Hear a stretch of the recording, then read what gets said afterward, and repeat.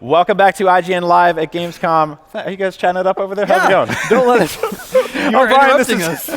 I'm Brian, this is Damon, this is Rich Briggs from Rise of the Tomb Raider. Finally coming to PS4. Let's talk about it. You guys brought new footage, there's all these new treats, treasures, secrets to explore. Yeah. Starting right here in the manor. What's going on? Absolutely. So when we think about Rise of the Tomb Raider, we knew that we were doing something special when we brought it to PlayStation 4. And we always like to think of, okay, yeah, of course we're going to add all the DLC onto the disc, but what's some new content that we could bring for our fans?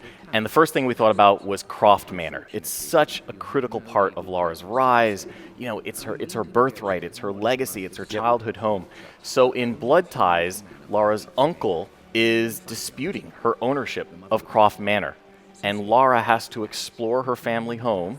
She has to unlock its secrets in order to provide proof that she is the rightful heir. So she's basically working to reclaim her legacy. So you know how much I trust you guys is that sounds like the most boring episode of like Murder, She Wrote.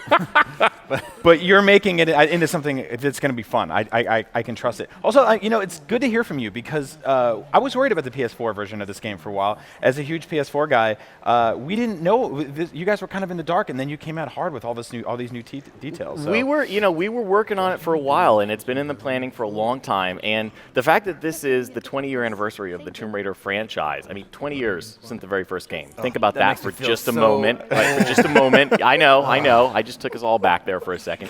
But 20-year mark was the perfect time to add all this new content. Yep. So we have been working on this for a long time. We're excited for our PlayStation 4 fans to get their hands on the content, and for everyone. Blood Ties will be available for PC and Xbox One Season Pass owners as well. But it really was about trying to figure out what is the most comprehensive version of the game that we can put together. Also, I'm looking forward to playing this because it seems so different for Lara Croft and Tomb Raider. Yeah. It is, absolutely. This is a little more about the slower paced story. You know, it's very much an adventure where you are reading documents and you're trying to put together puzzles. It's kind of like the manors turned into one big tomb raid where you're exploring and finding secret passageways. But we also do have some great combat that happens in Lara's Nightmare. So we've split it into two. So for the Blood Ties core story mode, which is over an hour of completely new single-player content, you are just moving through the manor, exploring, trying to unlock its secrets, trying to basically reclaim your birthright. But then when you switch over to Lara's Nightmare, which is the replayable combat mode, that's when the combat begins. So there's no combat in her house, right? She doesn't have like a bear in the basement we need to worry about? I mean, there is no bear in the basement, that is correct. But there is no combat during the Blood Tie story mode. The combat is all held into the Lara's Nightmare portion. Brian, this looks like Resident Raider. Yes, I like that. I think if they call it that, they might get in some legal trouble. But that's why they do what they do. But we can call it that. We can call it whatever we want. Come at me, Capcom. Yeah, I think it's really cool to see like the house that Lara Croft grew up in. It sort of shows how she became who she is because there's a lot of tunnels and climbing and exploring. Hopefully she doesn't get impaled or anything like that. But. No, so you aren't going to get impaled in Croft Manor. But the thing that's great about it is you find that her father had so many secrets that he was hiding from everyone, even her. And you start to relive these memories, and you'll hear, either her dad's voice or Winston. We actually have the voice of Winston in there. There's a couple throwbacks to the classic series.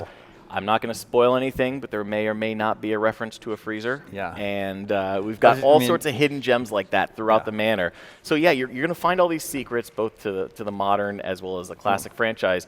But it is about that understanding what your father was doing. All right, now you got to tell us about what we're seeing now. Okay, so this is the Lara's Nightmare mode, and basically we wanted to make sure that we had something for the Red Beat action fans. So you've got the story-based exploration portion of Blood Ties, but then we take the idea that the fact that Lara's uncle is trying to take the manor away from her is manifestation. The manifestation of that in the psychological realm turns into this idea of zombies overrunning the manor. So here's where you get the full-on combat. You're trying to grab new weapons. You have got endless zombies coming into the manor in all the different rooms that you've previously explored.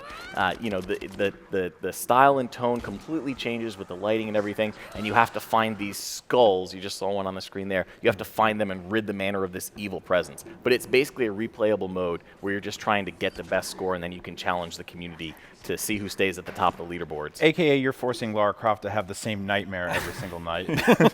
You know, she does not have an easy life. I will just stop there. It's You know, true. It's true. If this were an 80s comedy, they would just throw a big party as a fundraiser Yep. to save Croft Manor from the evil uncle. Exactly. I mean, it was so much easier back How then. did you know about the next piece? No, I'm Oh, just man. kidding. Are you guys doing a yacht race? Scoop! You're doing a yacht race. I know it. Save the rec center. Yeah, this is really cool. Are there any new weapons in this mode? So in this mode, you aren't going to get any new weapons, but you are going to see a lot of your familiar ones. So you've got the compound bow, you've got all the different type of explosive ammos, you've got the tactical shotguns. So you've got basically your full arsenal, but now it's hidden around or sometimes in plain sight on desks and whatnot. But it's all throughout the manor. The idea that we're making it into a nightmare means that we can take some liberties in terms of, hey, this isn't necessarily reality, Yeah. but it does mean that you get to have the core mechanics and the combat happen inside. You did some of that little playfulness with Baba Yaga. Yep. earlier this year Absolutely. as well, yeah. We always approach each piece of DLC and try and do something new. So Baba Yaga was very much story driven, but it took that that myth and expanded upon that with the co-op mode that we introduced now with what you're seeing here on the endurance mode. That's very much about that extreme survival. So the Blood Ties story portion is much more that that adventure piece, and then Lara's Nightmare, very much that nightmare replayable combat mode. So each piece of DLC does something new and introduces something new to the franchise. So this is the co-op stuff now. Absolutely, and this is something we're really excited about because the endurance mode, on the previous release for Xbox and for PC, it was really well received because people looked at it as a completely new way to play the game. Totally. Right? You're managing your resources even more. You have to worry about now warmth and staying fed. You're going on tomb raids to pick up relics, but you've always got that idea of how much further do I push? How much more do I risk it before I go for the extraction? And now you can play it with a friend. So this is the first time in the modern timeline that you can play any Tomb Raider experience with a friend. Yeah, so to clarify, is this new mode coming with the launch of Rise of the Tomb Raider for PS4? Absolutely. Okay. So it comes on October 11th, and anyone who is the season pass will actually get this upgraded as well. So if you've got on either Xbox One or PC, you have the season pass.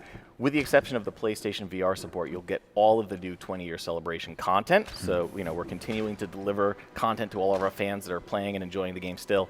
But everything is on one disc day one with PlayStation 4. That's awesome.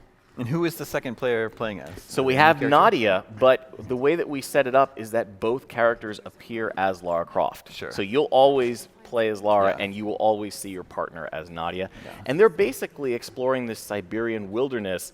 And there's a couple advantages to co-op. One, you're going to share resources. So, for example, if you and I are playing and I shoot a deer and skin it, if you're next to me, you'll receive the advantage of that food as well. You get some free meat. You get some free meat, exactly. We have even some challenges around that. And then on top of that, it also makes combat much easier because we are ramping up the difficulty in a big way. We have some people on the dev that have made it into the 50-day mark, and it just starts to get insane at that point to the point where you already are resource constrained, but now we're taking away all the bunny rabbits and all the squirrels that you could normally eat. So now the only thing you can find to eat is a bear. So you're literally running through the forest with your friend. There he is now. Yeah, you start combat and you're thinking, I'm hungry, I hope a bear attacks me. He's like, my ears are burning.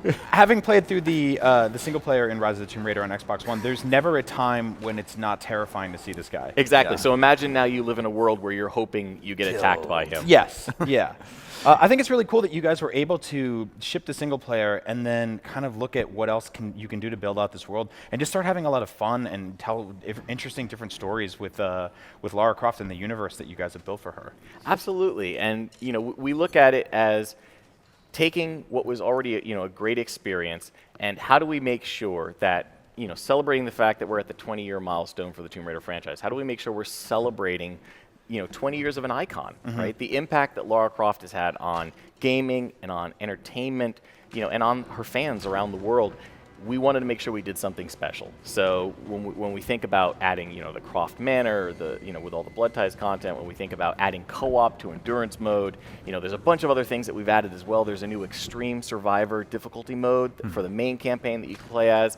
You may have seen the little tease we did of the classic Lara skins. Yes, we definitely wanted to ask you about that. Yeah, you can take one of your favorite. We've got 5. Wow. So you choose your favorite classic Lara, and you can play any of the expedition modes, including the chapter replays of the main story, wow. as that character. And Thank you guys for doing that, by the way. I saw those You're screens. welcome. I saw the screens. They're hilariously awesome. It is Yeah. unbelievable the first time you see the low poly original Tomb Raider model running around in a high-res Rise of the Tomb Raider cutscene. It looks pretty crazy, and it's so wrong and so right. She's delivering the lines, like all the voice. She's doing kind of a just nodding like head nodding. thing. No mouth movement, but she is absolutely delivering the lines. Yes. And I think it's awesome because, I mean, I've played this game already, and I think for people who want to play it again, that's a great sort of incentive.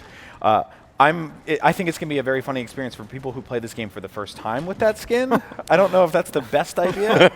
I would suss it out a little bit, get in there with the actual Lara Croft. I think I'd play the main play story for through, first, get the cinematic survival action experience, but then go in and just start having fun with it. And again, we wanted to put together that most comprehensive package that we possibly could. So again, it was all about A, having some fun with it, B, paying homage in a respectful way and a fun way to the franchise's history, and figuring out where we could push the boundaries on the content like endurance mode. I almost felt bad for her because it's like she's a time traveler trapped in a world of future textures. I think it's the equivalent of, right, if you from the 80s could come today and see what games looked like, it would blow your mind, right? You'd say, oh my goodness. So you could kind of create your own little narrative of that version of Lara coming through some wormhole and being trapped in a modern Lara's adventure, and there's all sorts of fan fiction that's going to happen based on that. I mean, she's fought dinosaurs. I wouldn't put wormholes past her. That's true. That's a weird sentence.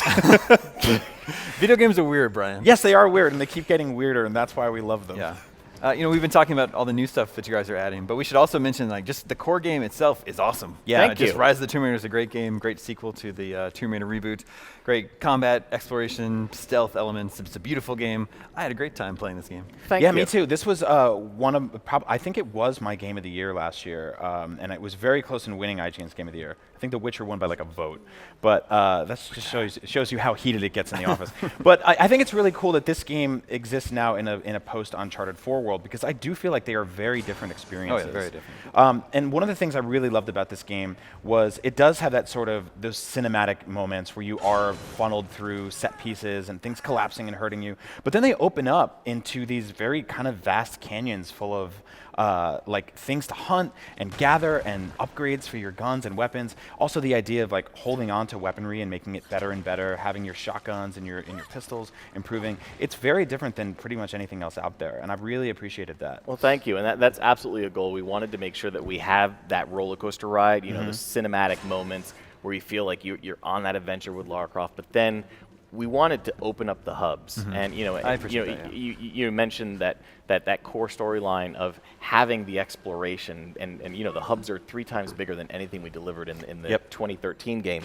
Being able to slow things down a little bit and say, okay, now build your own story, go on the side missions, upgrade your weapons, do the exploration, find the challenge tombs. There's over 50 hours of gameplay now when you add all the DLC together. So we think it's a great offering. We're really excited for our PlayStation 4 fans to go on Lara's first tomb raiding expedition, and we're really excited for the entire community, Xbox and PC and PS4, to have all the new content that we deliver on October 11th. Yeah, everyone's going to be on the same page now. Exactly. Yes, finally. Get it together, everyone. I think it's amazing that you guys have taken this 20-year-old franchise and definitely made the best installment in the franchise so far. Like, how cool is that to work on something with such a legacy and still keep knocking it out the park? Like, thank you. Not a lot of people can say that. I appreciate that. And I would say the reason not a lot of people can say that is because not a lot of people have Lara Croft, and not a lot of people have the dev team, and we've partnered with Nixie's software on this. So Crystal and Nixie's we approach every release as how can we make this the absolute best version that we've ever put out. So I think working with an icon such as Lara Croft allows us to be able to say, yes, we've got so much to draw from, and we've got those things that remain so core to the franchise. That thrill of the unknown, the spirit of discovery, the promise of adventure. That's kind of what we sort of hold as those truths of what the Tomb Raider franchise is about.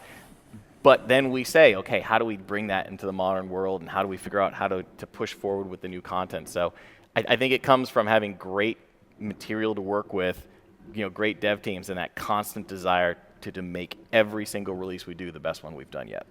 Rich, we're going to meet again in 20 years. and Yep. we're going to do this interview right here. 40th anniversary. And this time we'll have the modern Lara Yes. back in the original Yeah. In the Tomb Raider original- 1. Yes. Time Doesn't that traveling just- textures. Doesn't that just make sense? Scoop. When can people get this game? This is coming out on October 11th on PlayStation 4, and then again, if you have the Xbox One or the PC Season Pass, you'll get all the new content with the exception of PlayStation VR support for free. All right, you're already in. Rich, thank you so much. Damon, thank you so much. Thank You're you. welcome, IGN Brian. right here at Gamescom. We're going to keep going. More games to come, so stay tuned.